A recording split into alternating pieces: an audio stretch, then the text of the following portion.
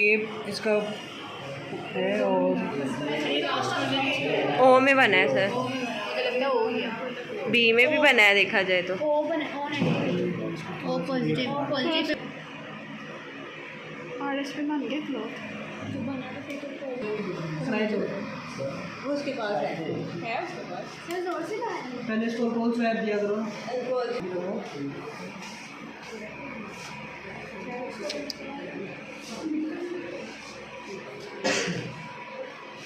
और दबा के ना थोड़ा और इसको एंड वाले को दोबारा करो। बस इसको फेंक दो। अब ये डालो,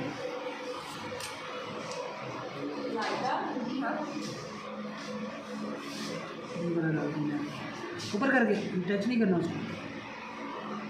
बस अब दूसरा बंद नहीं करना था उसको, प्रैक्टिस जब करेगा ना वो करना। नेक्स्ट ऊपर करके अब स्टिक्स लो बचे,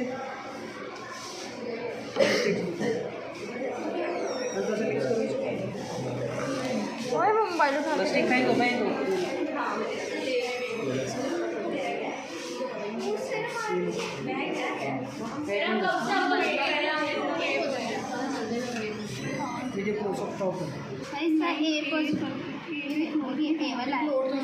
ए वाला है और RH वाला है। ए पॉजिटिव है जी, और ये RH वाला है। RH बी नहीं है।